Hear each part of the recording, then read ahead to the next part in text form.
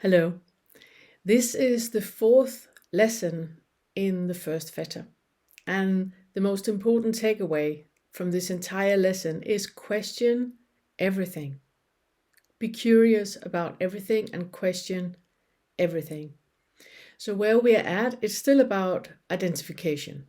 It's still about believing that there's someone here, that there's an agent here, that there's someone that holds opinions and memories, and that can be feel something happening when you're cut off in traffic, or when someone steals your parking lot, or if you're in the supermarket and somebody comes and pick up something from your trolley and just leaves, or somebody comment on your looks, or someone is speaking down to you, being demeaning towards you. If you still feel something happening in you when that happens, then this lesson is for you. Because when we have it's all about assumptions. All the fetters, the entire path to awakening is all about assumptions. The biggest assumption that we have before awakening is that we're not awake. That's the biggest assumption, because you are. You can never not be. There's just so much assumption happening. There are so much thought happening that you believe in. You believe it to be true. You believe the thoughts to be true. So when you're driving, you have an expectation about you just driving. And when somebody cuts in front of you, they have interrupted that expectation, that and you get the feeling that you actually cut off in traffic. But are you really? Are you really? Isn't it just life happening? Isn't it just traffic happening? I mean, if you were approaching a red light, you would have to slow down anyway. So what's the difference? Why do you get angry at somebody cutting you off in traffic? And when you see a red stoplight ahead and you slow down, you're not angry. It's because of your assumptions. It's because you're identifying with what is going on. You identify with you being here, them being there, you being a really, really good driver, them being absolutely muppets. They don't know how to drive. So when you have that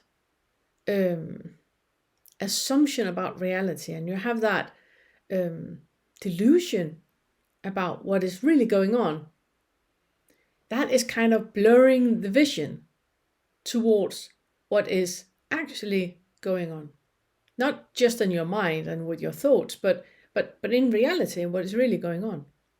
So when I say that you are awake now, it's not something you can become, because you are already. It's like, I find it so funny when there are like courses that teach you to be to live in the present moment, to be in the now. You can't be anywhere else. You are living in the present moment. You are here, alive, right now.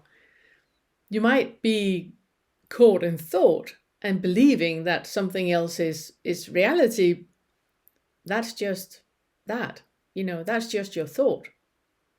So right now, for example, it's morning here in the UK right now. And I might believe that it's daytime and there's no stars. Obviously there is, I just can't see them right now. So it's the same thing. You are awake, you just can't see it right now. And that's what we're talking about today. So the biggest takeaway for you is to be curious.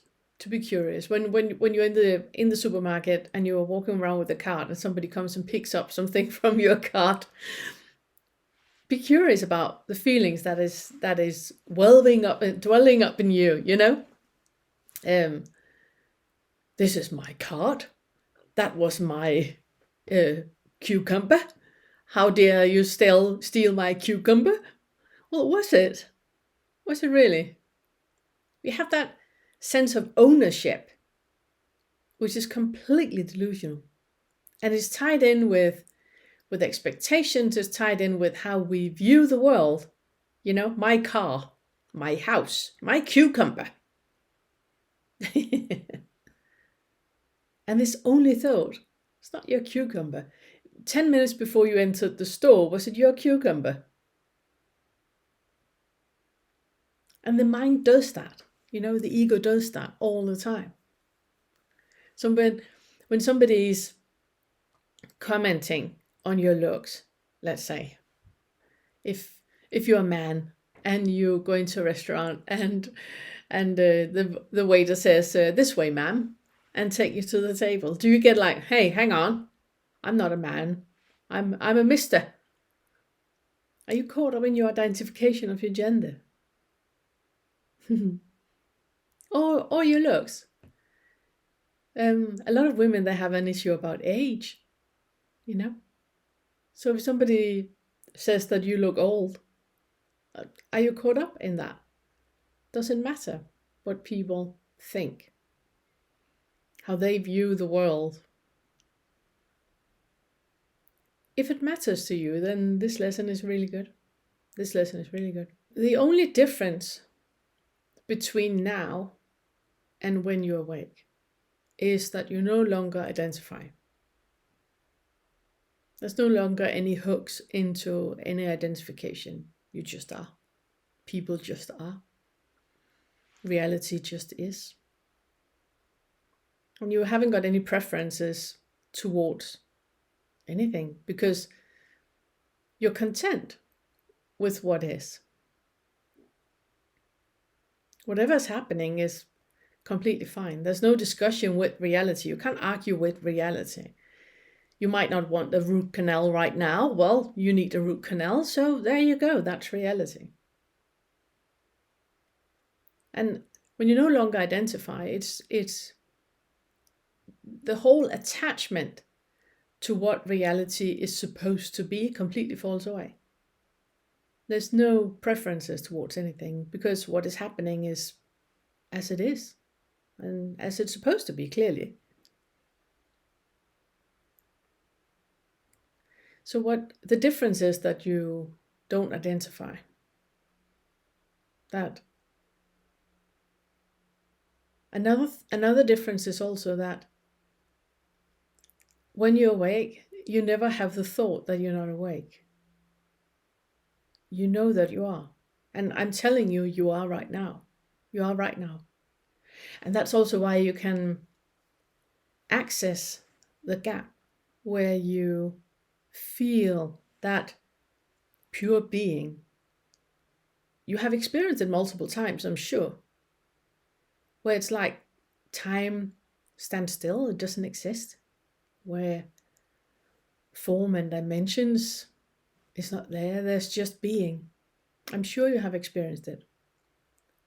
And that experience, it might feel fleeting when you're experiencing it, but it's not. That's reality and it's there all the time. The fleeting part is the ego, layer coming in. It's the identification coming in. It's the believing in your thoughts coming in. That's the fleeting part. So be curious to every single feeling you have, every single thought you have. Be curious to what the thoughts are telling you is real. Be curious to who is the thought talking to? Who is the one believing in the thought? Because that's a thought too. So it's like, it's so bizarre. It's like a mirror conversation, with a mirror. The thought is talking to the thought. You bump into a door and you say, clumsy. Who is that assuming that bumping into a door is who being clumsy? Who's being clumsy? And who's telling the who that the person is clumsy, that the thing, the one is clumsy? It's so bizarre. It's thoughts conversing with thoughts. There's no one there. There's not you there to bump into the door. And there couldn't be anything but bumping into the door, because you did. If you have the I shouldn't have bumped into the door, are you sure about that? Question that. Are you sure? Are you sure about that? You clearly did. So are you sure that you shouldn't? Are you sure that you shouldn't? Question everything. Be curious to everything. So what I also would like to talk to you about and really have you understand is that don't try to be forceful. If you have that sense of somebody being somewhere, you're aware that, okay, there's no me, I know that. I know it's all thoughts about thoughts, I know that. And I still have that feeling about somebody being somewhere, some agency being somewhere. I don't know where, but I have that feeling. Don't worry about it. Don't worry about it. Don't be forceful about anything, because that is just emphasizing what you don't want, what you resist persist. So if you have that sense of somebody being there, it's fine, completely fine.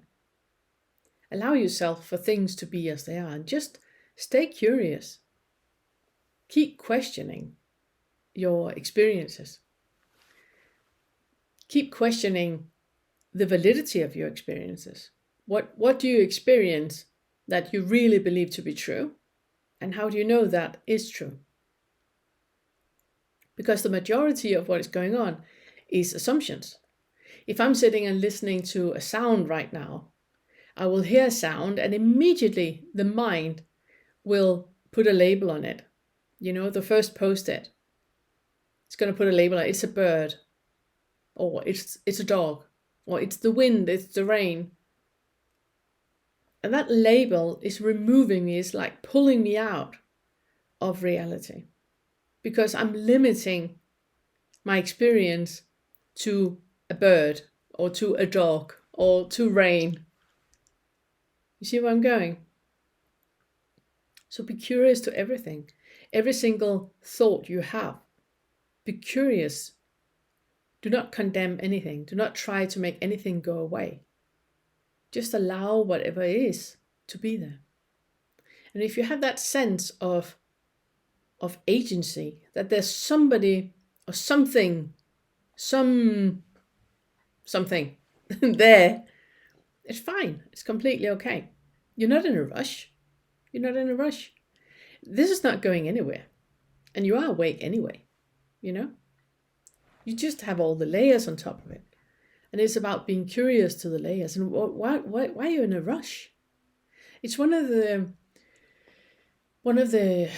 pitfalls when we talk about the fetters, because there are 10 fetters, and then the ego immediately go into the striving, into wanting to get there as soon as possible, as quick as possible. It's not how it works. It's not how it works. And if you have a constant comparison with where you are and where you assume you're going, you're just completely locked into ego. Where you are is where you are. It's completely fine. You're not further along or behind anyone or anything. There's nobody wiser than you, and you're not wiser than anybody. It's just assumptions. It's just assumptions, nothing else. In reality, there's just a flow. And there's no rush in figuring that one out. It happens. You're going to see it when you're going to see it. Some people work very diligently towards that awakening, and it's not going to make them go any quicker, because you can have, complete regular Joe, never ever meditated, never known anything about awakening, or never read any books about spirituality, and one morning he or she wakes up and they're just awake. So it's about you figuring out what works for you, and Be curious and be honest. Be honest to where you are, you know?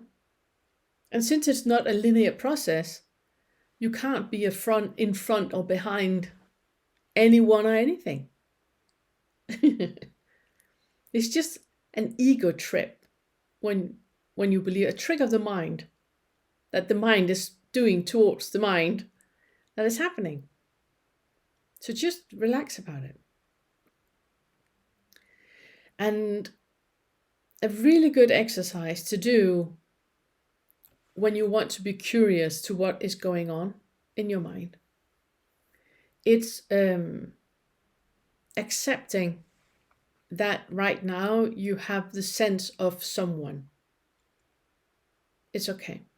It's okay. Accept that's how it is right now. If you don't accept it, it's fine. It's still there. So why not accept it when it's there? So if you bang into the door and you go like, oh, I'm so clumsy, then you can think, yeah, I'm that too. I'm that too. I'm also clumsy. I'm so much more. And I know that every single one of you that have seen through self, that are doing Fetter work, that are further along, you have just choked on your coffee and going like, pardon? Pardon? She wants them to say, I'm so much more. I'm that too. And please bear with me. Please bear with me. The issue that we often have when we still have hooks into desire and aversion, into the fourth and the fifth. The issues that we have roots and are stretching themselves back to this. Because even though you have seen through self, if you still have that thought about things could be different, you know, you want something, you have ambition, you want something, or you have aversion towards someone or something, you want things to be different. If that is you, then there's still hooks back to this. And it does help if you acknowledge that. And don't feel that you're going back when you do this exercise.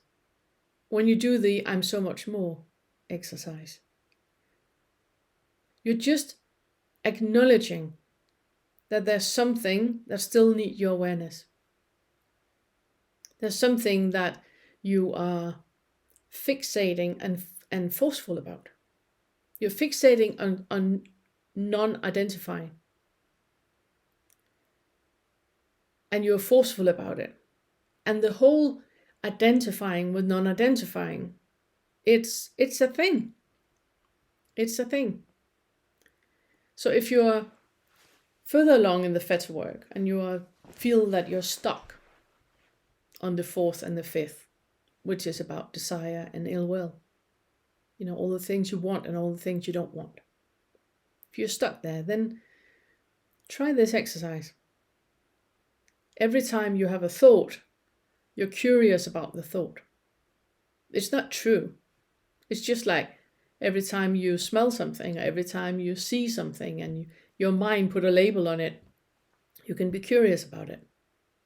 And every time you have a thought about someone or about a situation or about yourself, then it does dissolve the issue. If you go into the space where you can say, I'm so much more than that. I'm so much more than that. So let's say somebody cuts in front of you in traffic and you have the feeling of bastard. You get really angry. The thought, I'm so much more than this, come on, it's actually dissolving the issue because it brings awareness into the illusion. And I know there's not you, and I know there's not a hierarchy where you can be more or less than anything. But this is a trick of the mind. And the only way to dissolve it is to meet that trick of the mind that is so persistent that you still have issues with it. And it does help. It does help for you to get into the space, into the gap, where you're aware that the thought you have and the limit that you put on yourself when somebody's cutting in front of you in traffic or taking your cucumber from your cart, the thought that you have, the identifying that is happening, the caught on to a fake reality is being dissolved when you remind yourself, I'm so much more than this. And if you're further along, as soon as you think that, I'm so much more than this, then you will get in contact with that space, that waving space. It's difficult to explain, but that space of waves where there's not a you that can be more or less than what actually is. So in my experience, I have found that a lot of people that are still struggling with the fourth and fifth, with desire and ill will, by kind of circling back and indulging the thought of that someone can be angry at something else, or a situation can be annoying, or something can be tempting,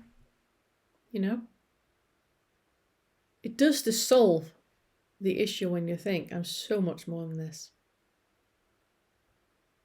Yeah. And if you have the feeling right now that, well, I know that there's no me. I know that there's no agent, there's no thought, there's nothing. I'm not identifying with anything anymore. I have no ego. Everything is dissolved. I'm just completely in flow with everything there is. If that is you, then I have an assignment for you in a second. Because I want you to be curious towards that. I would like for you to be curious to that assumption, that is possible. I'm not saying that it's not possible. And I'm not saying that it is possible. There's a middle way in between those two. And there's always more twists you can do in the kaleidoscope to become aware of where your assumptions lie, of where your fantasy bumps into reality. Yeah. You've probably heard me say a lot of times that when you let go of all assumptions, everything is different and nothing has changed. And that is exactly how it is to be awake. And what I said, you are already now. You just have a lot of assumptions that you believe in. You have a lot of thoughts that you believe in. You have a lot of identification that you believe in. When you understand that all that is just a belief, it completely falls away. And everything is different. Everything is different. Your relationship with other people is different. Your relationship with any being is different. Your work, your traffic habits, your all that is different. And nothing has changed. Everything is the same. The only thing that is different is that you're not assuming anymore. You're not identifying anymore. It's the only thing that's different. And a lot of things we identify with are so false. They're so false. We have shaped our entire lives on an assumption about a childhood trauma. And if you right now get provoked by me saying that, and you have like, hang on, this is not an assumption. I had a childhood trauma. It really, really did happen. It was horrendous and it did happen. That was not an assumption. First of all, I hear you, and I understand. I relate. Really, I do. I'm not talking about, how can I say that? I'm not talking about it not happening. It did happen. That was the pain. Afterwards, a lot of assumptions and thoughts about what happened was built on top of it. And you started to shape your personality based on those assumptions. It was no longer based on what happened. It was based on those assumptions. So let's say you had a violent childhood. Let's say you were beaten by a parent. And you believed that if you had not done what you did, and if you had not been who you were, then they wouldn't have beaten you. That was the assumption. So you started to change your personality and become different. Be more likable for them to like you. Or you started to tiptoe around when they were near you. That action and that personality was based on the assumption, not on what actually happened. So if you have childhood trauma, if you have any kind of trauma, I really can recommend you finding a good therapist, a psychologist, psychotherapist that can help you with that assumption. Because you need healing. All of us do. All of us have something that we need healing about. And if you need help, then get help. Get help. The first thing you can do is to be open towards yourself about your assumptions on the trauma, on what happened. And if you can, be open to the life view that was shaped on the assumption of what happened. Not what happened, but on the assumption of what happened. Because a lot of us have created a personality based on those assumptions. And then you are sitting here 30 years down the line, 40 years, 50 years down the line. And you start to look at, because you start to be curious, you start to look at everything you assume. Because the thing is, a lot of things that you really, really believe to be true, you're going to find out is nothing but assumptions. It's only assumptions. It's not even true. And that is going to shake your perception of reality. It is. It's gonna change how you see you and other people and how you view the world. Because everything you believe to be true is not. Every opinion you hold is not truth. It's just an opinion. So be curious. Be curious. Every single thought you have, you can follow it up by the question, are you sure? And if we're ever in a meeting together, you'll probably hear me say that a lot. Ask that question a lot. Because I'm super curious to everything I assume, everything that is happening. Because when something is happening, your mind immediately assumes something about it. Be curious to that. Are you sure? Are you sure that is how it is? Just ask questions about it. Be curious about it. Are you sure? So I would like to circle back to what I just talked about with childhood trauma. The only way to deal with trauma is through. You have to go through it. You can't circle around it. You can't just, hope for it to dissolve itself. The only way is through. And it's safe to do it. There's nothing, obviously, if you feel that you need help, then get help, obviously. But it's safe to work with it. It's safe to look at it. It's not happening anymore. Careful with what I'm saying now. What you thought happened. Be curious to if it really happened. And if you have the feeling, yes, but I was beaten. Yes, I'm not questioning that. I'm questioning everything around it. Your assumptions about you being beaten. Yes, I know your body was beaten, but was it because of the person you were? You probably assumed that. But if you hadn't been there, A violent parent is a violent parent. It's not about the child, ever. It's about the parent, the person being violent.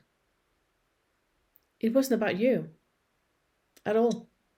Are you aware of that? Do you know that? That it wasn't about you. It wasn't about you. It was the parent or the person being violent. If you hadn't been there, somebody else would have been there, and the exact same thing would have happened towards that person, because it wasn't about you. It was never about you. And to really become aware of that, to really feel that the entire personality you shaped on that assumption that it was about you and it was your fault,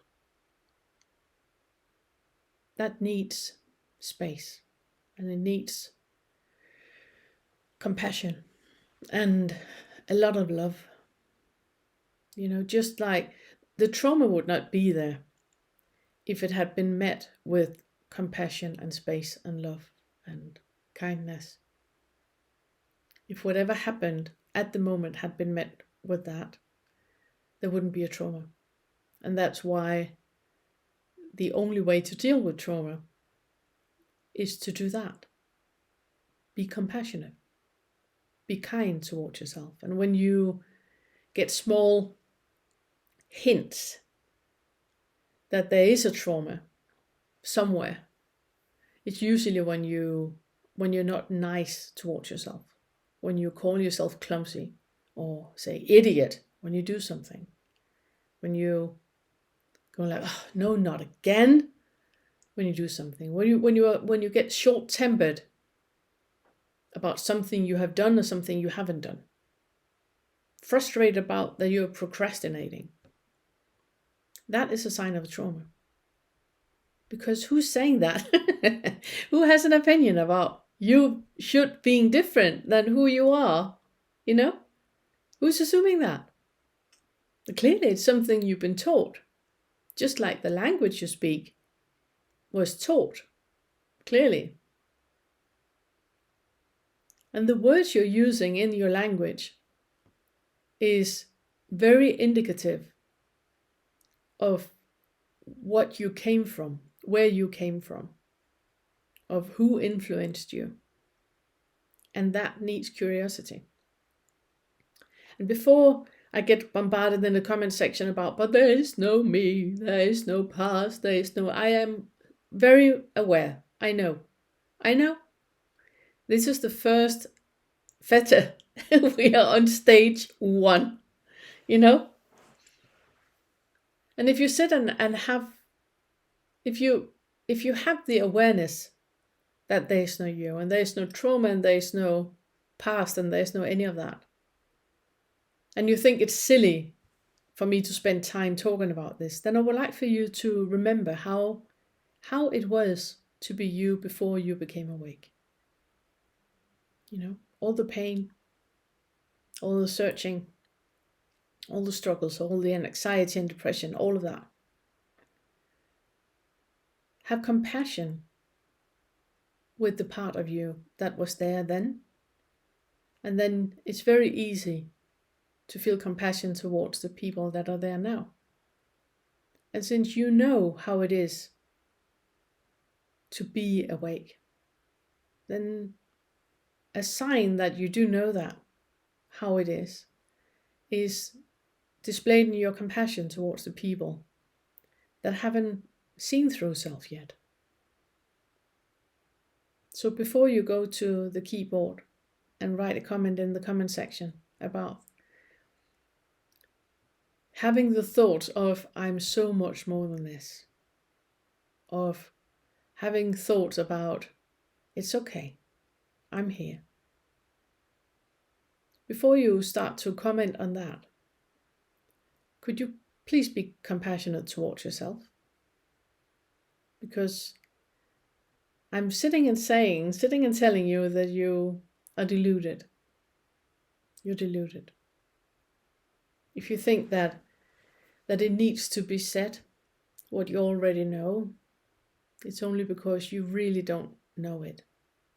You're not there yet. And I have an exercise for you in a minute. Yeah. So be compassionate. Be kind to whatever comes up. So if you're at the point where you think there's not a me, there's no longer any identification happening, there's no longer any ego present, I'm just with what is, I'm not influenced by things or people or um, expectations or anything, none of that is left. I'm just purely aware. If that is you, then I have an assignment for you. And I would like for you, for the next 6 months, to do the following. I would like for you to fast for 92 hours every week for the next 6 months. I would like for you to avoid all sexual activity of any kind for the next 6 months. I would like for you to avoid all screen time on any device in any way for the next 6 months. I would like for you to not buy anything besides food for the next 6 months. And I would like for you to stay with friends or family on the sofa in the living room for the next 6 months. If you, after 6 months, have not had any kind of push or pull towards eating whenever you feel like eating, or push or pull towards any kind of intimacy or sexual encounter, or push or pull towards anything that would be nice to have, consumerism, push or pull towards just checking up on the news to see what's going on in the world. I need to answer my emails.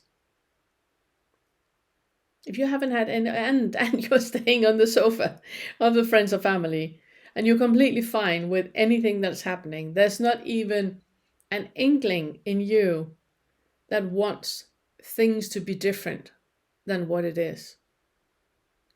If that hasn't happened, then stick around. Stick around.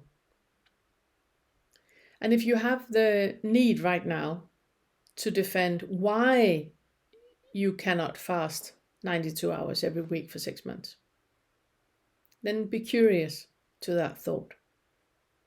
And if you have to defend why you need to be on the screen to take your emails, you need to, for that, for your work, you can't just take time off, and only rich people can do that, and whatever you can come up with of, obstruction to that.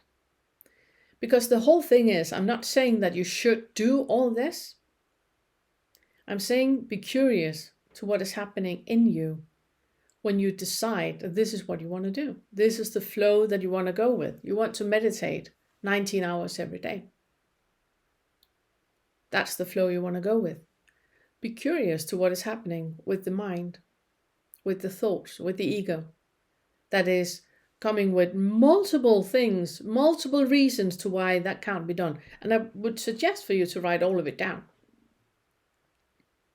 Remember Ramdas, he said the thing that if you think you're enlightened, go and spend, weekend with your family.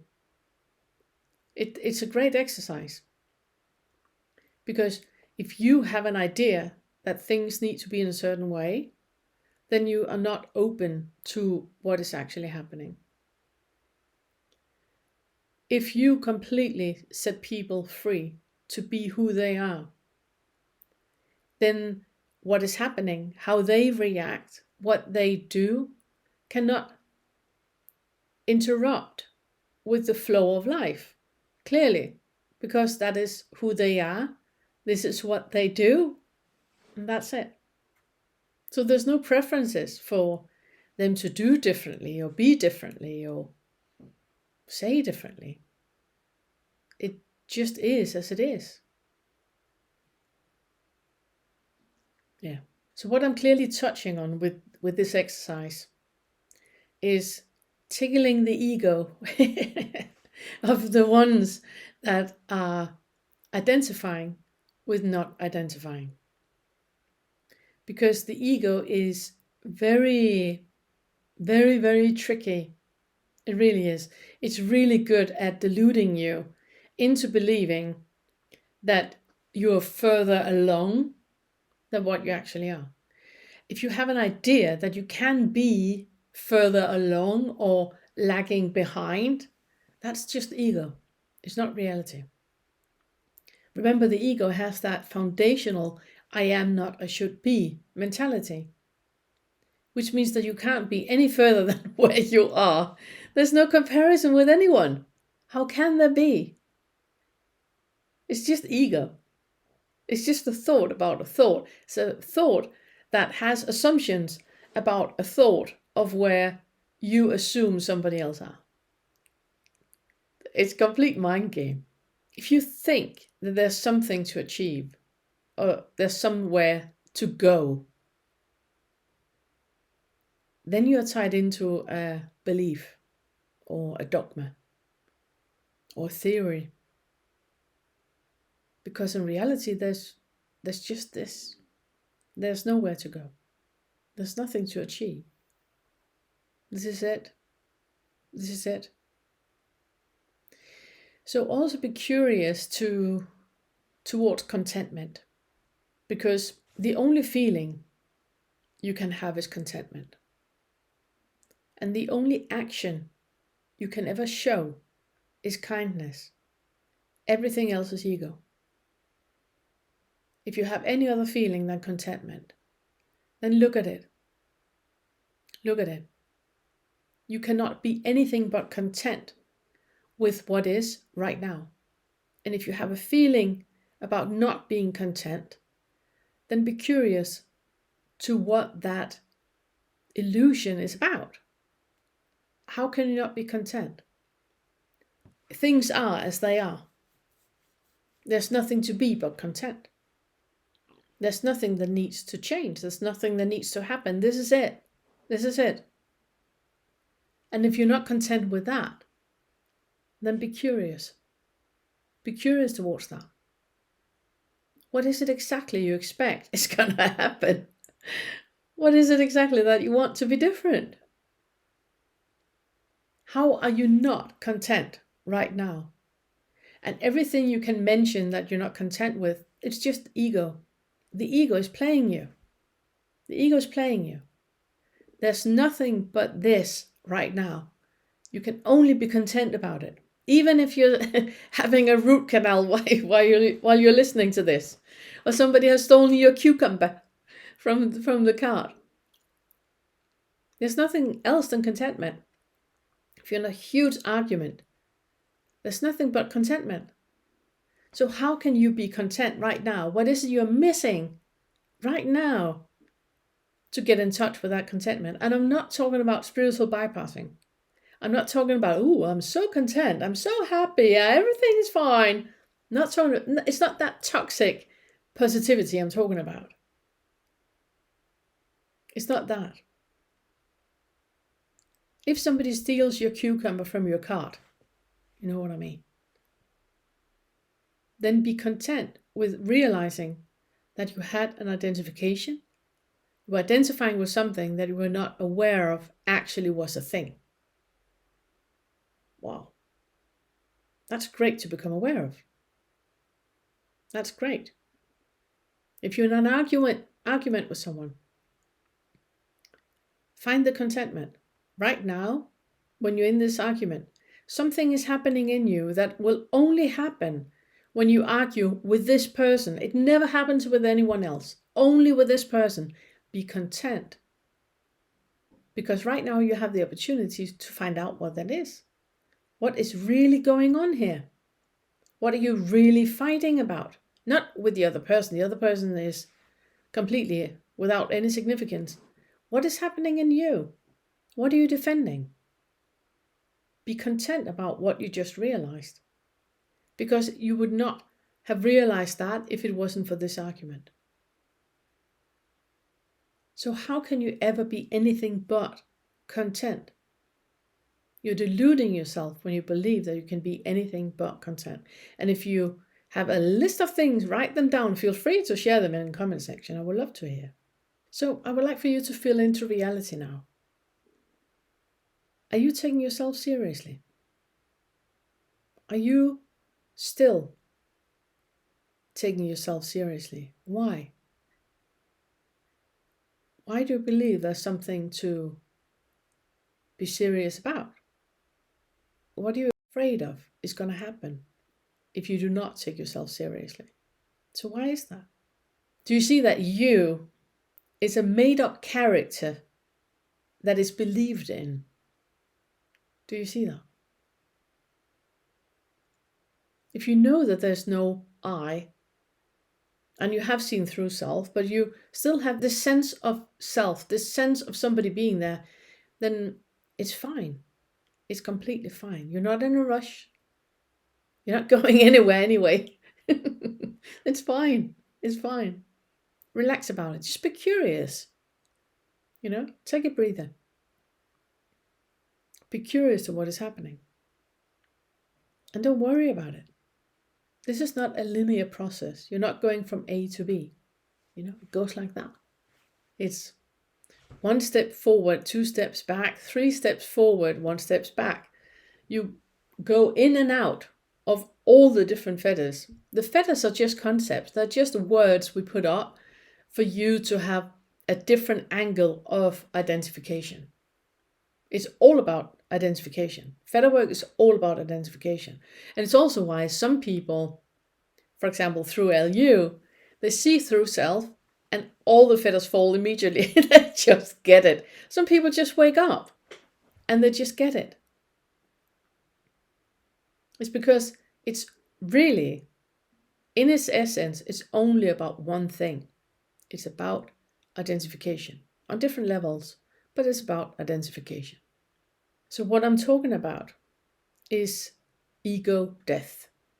And normally when I say ego death, a lot of people get really concerned because the word death is there. And that is one thing to be curious about. If you have an issue about death, then be curious about that. If you have had thoughts about suicide or you need help, if you're considering suicide, don't do that. You are this close to realizing something very, very important. And it's not that you want to die, it's just that you don't want to live. So contact a suicide helpline, Don't do it. You're so close to realizing this. When I'm talking about ego death, and when in Buddhism they are talking about spiritual death, it's because that the identification that you have with something needs to go. You cannot step into something new, to a new angle of things, if you're identifying with what you used to identify with. So an ego death needs to happen, and the ego does not want to die. It does not want to disappear. The ego is very, very comfortably nestled into the identification, into what is, and into being in control. And what we are working with is control. It's about control. Because the ego likes to identify and it likes to be in control. The ego is very, very scared of losing control. In its essence, the ego is very scared of dying. And if you're doing inquiry and you have that unconditional acceptance to whatever's coming up, and even if you don't want what is coming up, you have unconditional acceptance to not wanting it to come up, that is rocking the seat of where the ego is so comfortably nestled into. Because the ego wants you to be doubting. It wants you to not get there. Because when you get there, there's no ego anymore. So obviously the selfing would want you to believe that this is a dangerous territory that we go into. And it's not. It's not. It's just about entering a room, turning on the light, looking at what's there. That's it. Nothing more.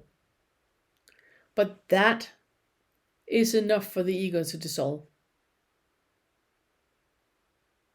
So if the inquiry is happening and unconditional acceptance is happening, then there will be a surrendering into the feeling of dying and into the feeling of death. And it's not about the body dying, it's about a concept is dying. An identification is dying. It's disappearing and something else is coming instead. And that is the spiritual death and the spiritual awakening. And when we talk about spiritual death and spiritual awakening, the sense of something changing is correct. It is correct. Because something needs to go for something new to come up. You are on the right path. Because you have to let go of what you identify with, and you have to let go of the delusion of life as you know it.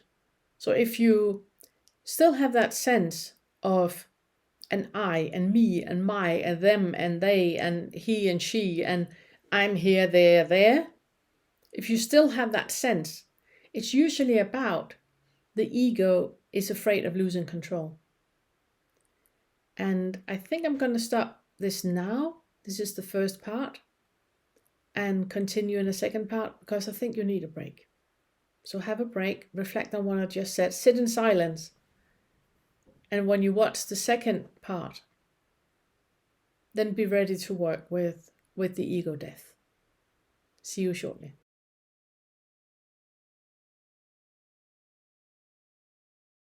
Welcome back. So let me ask you, we're going to talk about ego death and about spiritual awakening. That what is dying is the life as you know it. The delusion of the life as you know it, it is going to disappear. So I would like for you to now, you're ready, you just had a break, you're ready to watch the next part. And I would like for you to close your eyes and breathe. And then ask yourself, do you dare to breathe and see where the breath is taking you? Do you dare to go with it without any assumption of what is happening? Without any identification of what is happening. I'm not the person that closes my eyes and meditate. I'm not doing that. Well, that's an assumption.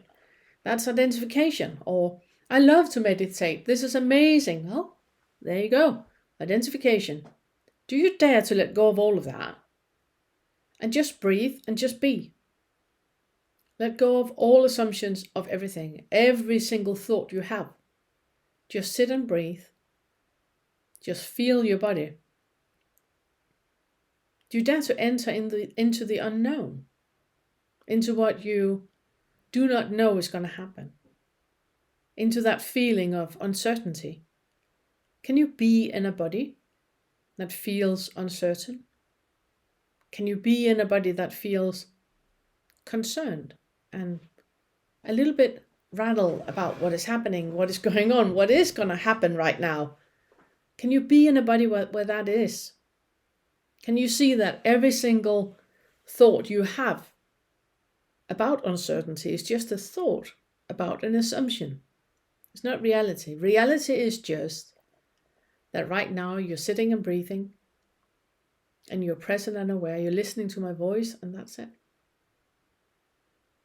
So the whole drama that you have created around yourself with what we're going to work with when we say death and ego death, we are going to look at your death too.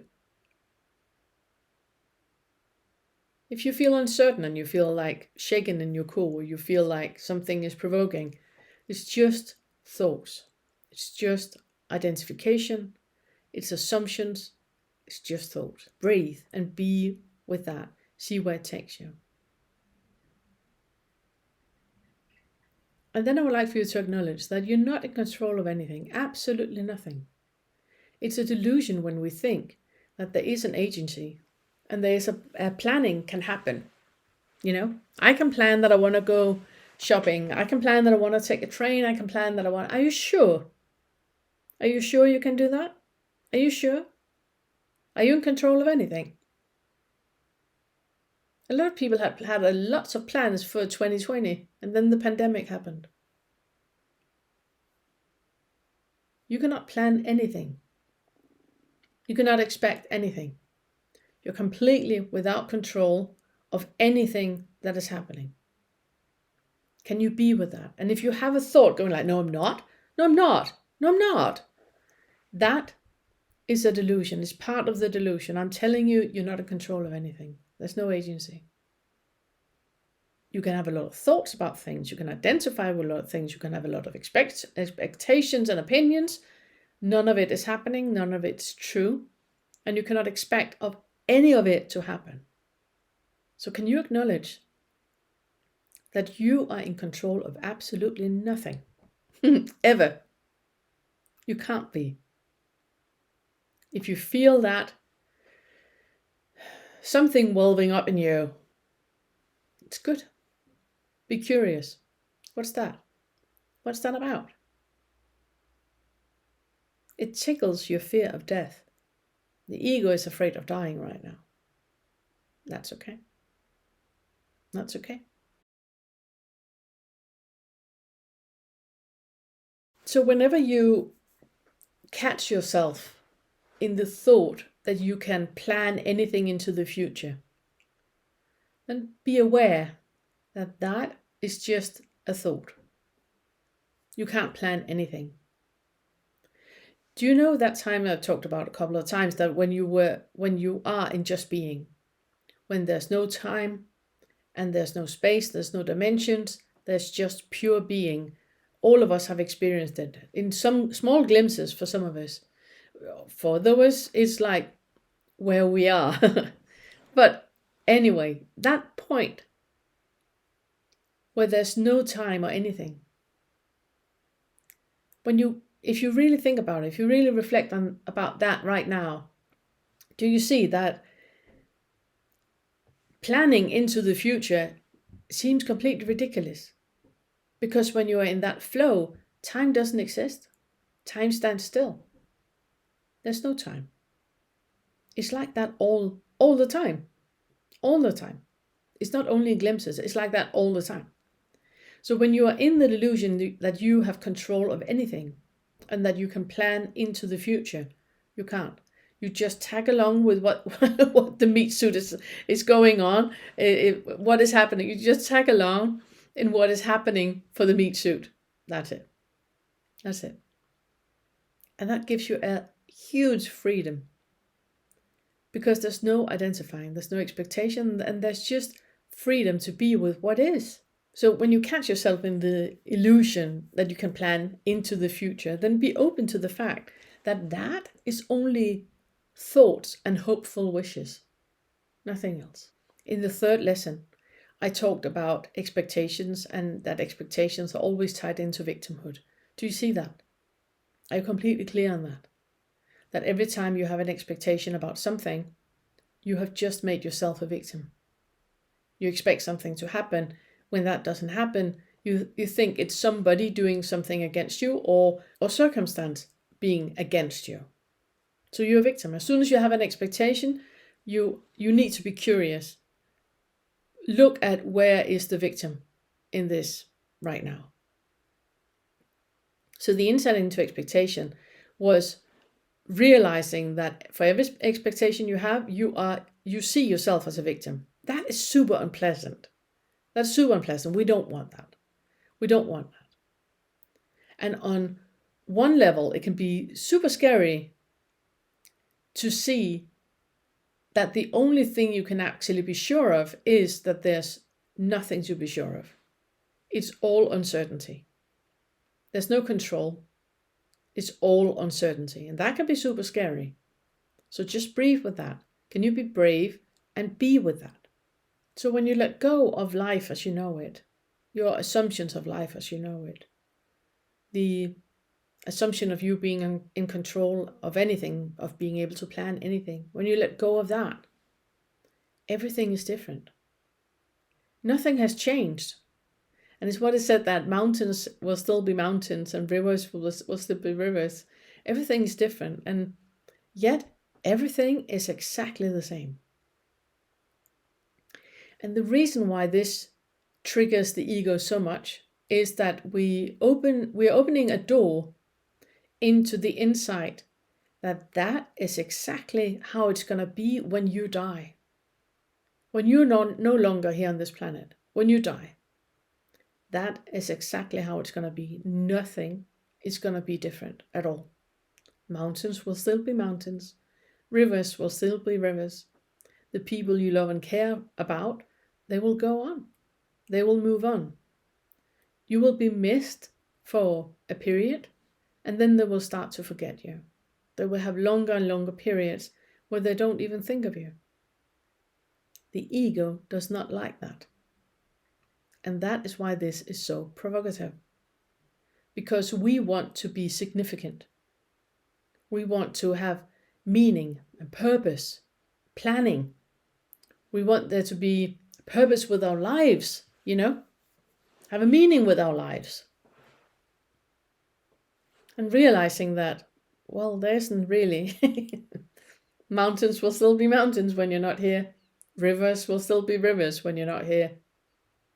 Everything will go on without you. The ego does not like that. And it's also why one of the most significant meditations that I did when I was young was the rotting corpse. And it's a meditation that is really, really difficult to do when the ego is active. So there's no point in you doing it. There's no point in you being forceful about it. If it doesn't feel right to do it, then don't do it. And if you want to try it, then you try it. It's basically that you sit down and you start your meditation and you imagine that you sit next to your dead body. You just died, the body's still warm, and you're sitting next to it. And then you let time go on while you sit and meditate next to your dead body.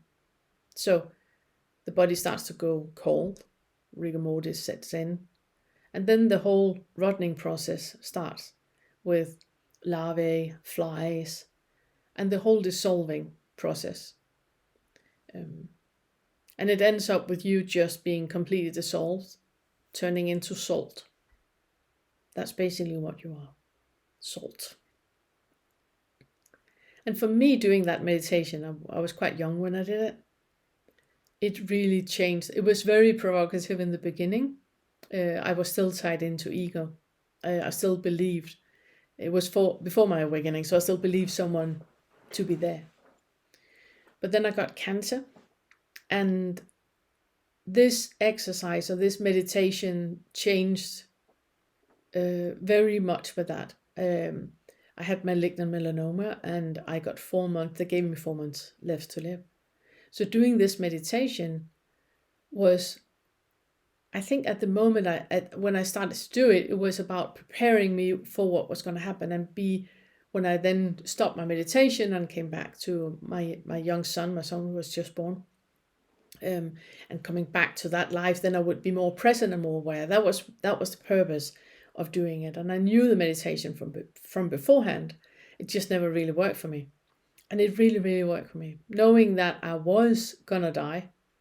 And then I read somewhere in all the literature that I was chewing through to find out a way to cure myself for cancer. I read a sentence where it said that 80% of all people that get cancer dies. 100% of all people dies. And that clicked for me. That made me realize that I was not dying more than anybody else. And who knows if I'm going to die of cancer? I could be hit by a bus before I die of cancer. So having a diagnosis like that is one thing. A prognosis, completely different. Completely different. And doing the meditation really helped me in seeing through self, really understanding that assumptions is one thing. So the meditation about the rotting corpse is really good. You don't need to force it. If it doesn't feel comfortable or you don't want to do it, then don't do it. There are lots of other things you can do. It's just one meditation or one reflection that is really useful in becoming aware of the ego, because the ego cannot imagine a world without you in it. Your ego cannot see the world continuing after you're dead.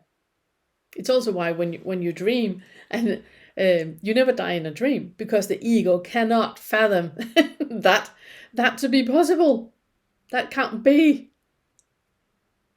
So really working with the sense of control, with the need of control that the ego has, it's really, really good in dissolving the ego and the assumptions of the ego.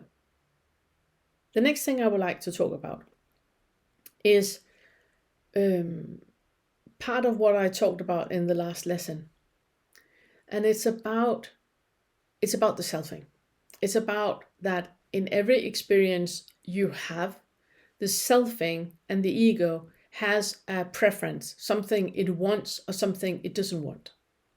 Now, when we get to the fourth fetter, that is about desire, all the things you want, and ill will, all the things you don't want, we're working with this in more depth, obviously.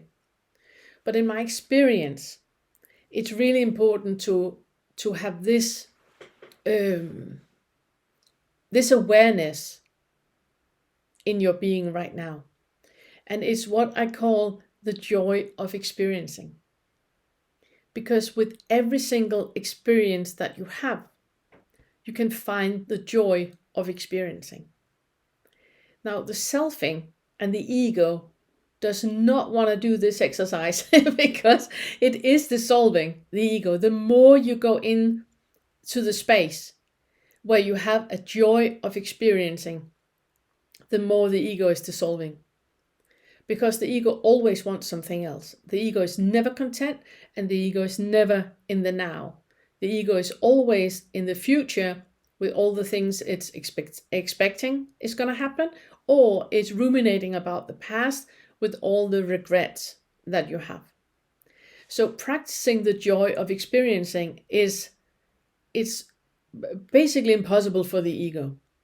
And it's a great way for you to, like we talked about in the last lesson, when all the non-duality people and all the people that are further along in the Fetter work, where I said that you have the thought, you bang your toe or you walk into a door or something, you have the thought of I'm clumsy, and then you have the first thought you can make is thinking I'm so much more. Remember that one. When you're there, what I would like for you to exchange now with the thought of I'm so much more, I would like for you to change that awareness into a joy of experiencing. So yes, I'm saying when you bang your toe, find the joy of experiencing. Find the let's say you bang your toe. Go in, instead of just cussing and jumping around and being angry and I'm so clumsy and you're removing yourself from the situation. I would like for you to find the joy of experiencing. Find the joy of the pain in your toe. Feel how that the pain in the toe is not the same. Every single second, the pain is changing. It's not one pain. It's never one pain. The same when you have migraine or you have body pain or you are having a root canal or whatever is going on. Whatever painful that is happening, we assume, the mind assume it to be one pain, like same flavor all the way through. It's not. It's not. Just like every single inhalation is different than the next inhalation. And every part of the inhalation is different than the part that just was. You can try it now. Inhale if you make an inhalation. There's no part of that inhalation that is the same all the way through the inhalation. The same with the exhalation. You can do that now. You exhale. There's no part of that exhalation being the same all the way through the exhalation, because nothing stays the same ever. Everything is changing all the time. And if you bang your toe, and you really have awareness in the joy of experiencing, you're gonna experience that the pain in the toe is changing all the time. then it might be sharp, then it might be more rounded, then it's up to the knee, then it's in the stomach, you get nauseated, then it's moving around all the time. That can be joyous. I'm not talking about pain being joyous. I'm not in sadomasochism or any of that. It's not what I'm talking about at all. I'm talking about the assumptions that you have of something being in a certain way, like banging your toe, that's painful, don't want to do it. I have a preference for not banging my toe. That's an assumption, because banging your toe and having a focus on the joy of experiencing might be what is needed for you to become awake. Who are we to know? Who are you to know? You can never have a preference towards anything. Because if you have a preference, then you're removing you from the opposite. First of all, you're putting it into a dualism, and you're removing it to the opportunity that is the experience. I'm not saying that you should go and bang your toe on purpose right now. I'm not saying that you should do, silly things just to experience it. Well, you can do, it's still silly. You don't even have to. You can sit and look into a wall, for 9 years and have a completely different experience every single second. Because that is the awareness, And the joy of experiencing is there all the time. You're just not aware of it. You're not focusing on it. It's there anyway. And you can point your awareness and your attention towards that. So no matter what is happening, no matter who is cutting in front of you in traffic or stealing your cucumber from your cart or arguing with you, commenting, using a wrong pronoun, whatever's happening, I'm not saying that anything is right or wrong. Please understand, it's not what I'm talking about. I'm talking about you pulling yourself up from the assumption and the locked into ego-ness that is happening. And then you have a joy of experiencing. So you find out how the experience is constantly changing. It's also why, remember when I gave the assignment with not having any screen time for 6 months? If you choose to do that, then you can actively work with the joy of experiencing, because just sitting and being, and being present with what is, there is a joy of experiencing in every single second, and everything is changing all the time. Life is so full, of experiences, and we're just not aware. It is so beautiful, and it is so magnificent what is unfolding, that the joy of experiencing is really putting you in awe of what is happening. And the thing with joy of experiencing is also that when there's no longer any judge into something being good or bad, so a headache is not a bad thing. A breakup is not a bad thing. Death sentence, a diagnosis, infertility is not a bad thing. When it feels like a bad thing, then we have an insight into assumption and into identification. And when you focus on the joy of experience, then you will see that there's only experience happening. There's no good or bad things happening, there's just experiences. And the joy of experience is always there, even when it's unpleasant. Then the joy of experience is still there. The experience can still be joyful, even though it's a very unpleasant experience. So experiencing dissolves any hooks that you have into a preference of a situation. And it's very useful for all the situations in your life where there's no choice. When you can't choose to do one thing or the other. When you need to do your taxes, there's no choice, you need to do that. So instead of having grudging to do it and don't want to do it, then find the joy of experiencing not wanting to do the taxes. because it is happening all the time. That joy of experience is happening all the time. And you're not tied into a thing being in a certain way. It just is. So it's great for all the big stuff, but it's also great for all the small stuff. Just being aware that the joy of experience is dissolving selfing right away. Right away. Ego death is happening right away.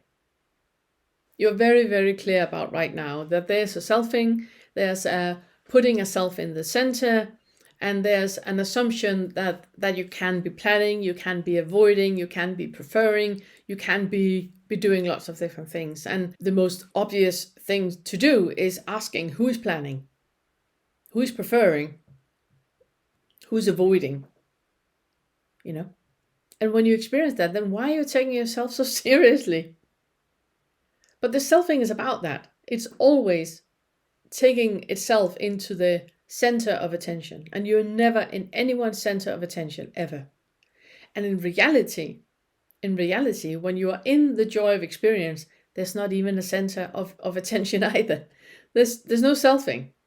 There's just the joy of experience. So I'm beginning to see that your identity and what you think you're identifying with is just what you think you are.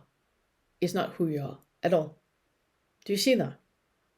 So you can also bring awareness into how expectations always are tied into that delusion of time. Can there ever be planning? Can there ever be avoiding? Can there ever be expectations? Can anything ever be taken seriously? Is there anything to fear? And this is where it's a good idea to feel into reality and become aware of gaslighting, the spiritual bypassing.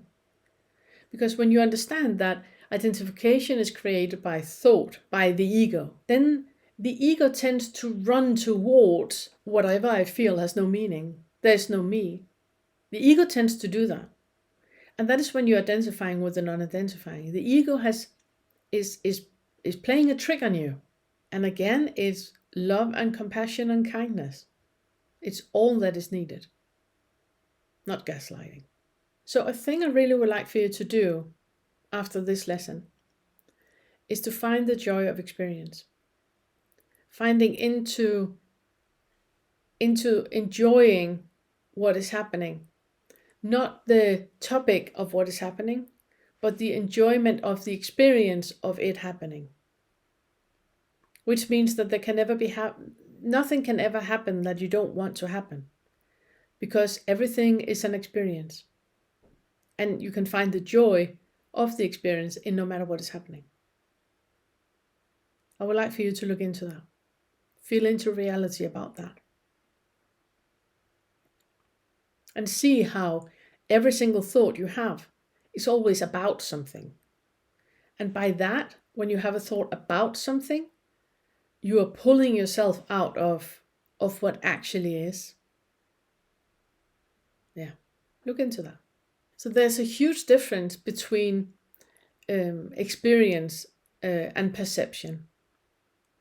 Direct experience is what you are experiencing without you adding a label of any kind. And this is another thing I would like for you to be aware of after this lesson.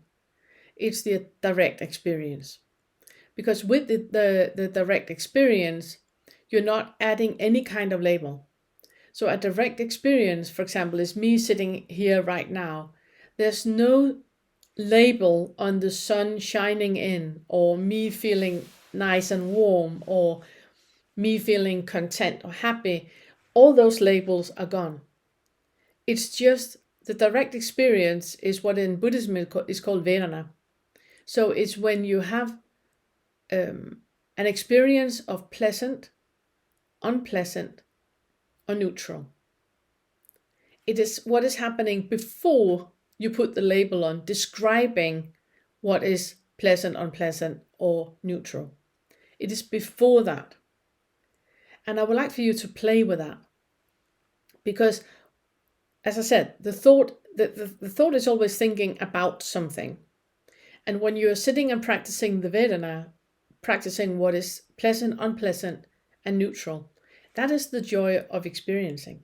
That is you getting into that. And you can have a joy in experiencing pleasant, unpleasant, and neutral. What is describing what is pleasant, unpleasant, and neutral, then you're already in thought. You have already passed over, jumped over the gap, and you're not with the direct experience of what actually is. And I would like for you to practice that as well. So see if you can kind of zoom out of the labels of what is happening and just be with what is happening. So it's pleasant, unpleasant, or neutral. It's not the label of why, it's just the being. Yeah. So no interpretation of what or how, no judgment or preference at all. There's not even a word to describe it. The practicing of the Vedana is it's really good to become aware of how much the ego is always putting a label on things. The thoughts is always about something. So the ego is always thinking about something, and it always has a preference, or it's always describing what is happening, what is there. So it's always dualistic. It's always in what is or what isn't. So everything that is dual is tied in with the ego, with what the I am not, I should be. There's always a preference towards something. What might seem like a body experience is often just perception of what is going on, which means that it's mind created. Right, wrong, it can be correct, or you can condemn what it is, or you can interpret what is, and you put a label on it. And that is not Vedana. That is not Vedana. That's ego. That's ego. Another thing I would like for you to do after this lesson is to seek silence. I mentioned it before because seeking silence is really important in becoming present and aware.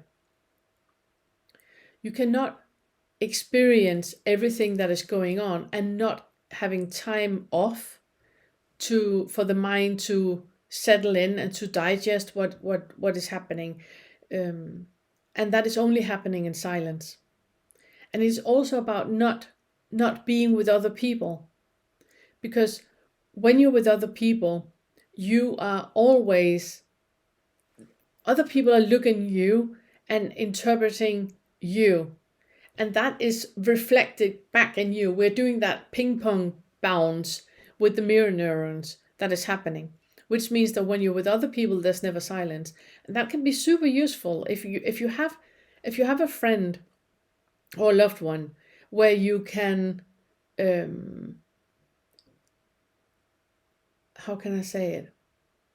Mirror one another in a way with silence, and you're kind of like bouncing the energy on and off one another, and it's kind of like expanding. I had a really nice experience now when I was in Denmark. I was walking with a friend in the forest, and it was just this beautiful experience of energy bouncing. We were meditating and doing an exercise that I'm going to show you later on. And we're meditating together, and we had that beautiful experience of energy bouncing and expanding. But it needs to happen in silence, and it needs to be with somebody that you're equal with. Yes, I think if I'm saying more about that, I'm digging a grave. I don't want to jump in right at this point. I'm getting back to this at a later point. Yeah. What I want to say is that when you're with others, you're often being told unverbally, without any words, being told who you are. When I used to have groups in Denmark, I always made sure that there was not couples in the same session, that they were in different sessions, siblings not in the same session but in different settings, because when you're with family or friends, you are all the time being told who you are, and there's no space for you to expand into who you actually are now. So seek silence and see if you can sit in silence and be with the joy of experiencing. If you're only doing one thing, no, I want you to be curious. That's a thing. But then another thing is the thing about seeking silence and sitting with joy of experiencing. So the awareness I would like for you to have after this lesson is be curious.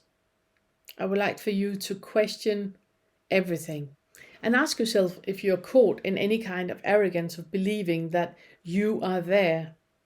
Are you identifying with not identifying? Are you caught up in a belief or a dogma of a right way to do this? Are you free to be with what is actually happening? Or are you caught in a dogma or a right way to do it? And is there somewhere to go? Can you be anywhere but right here? Is there somewhere to go? Are you okay with not having any kind of control? And do you see that you can never ever control or plan anything? And then I would like for you to be with the joy of experiencing, no matter what you experience. Find the joy of experiencing. And lastly, seek silence. Choose silence. Choose quiet, solitude, and silence. And that's it for now. Thank you.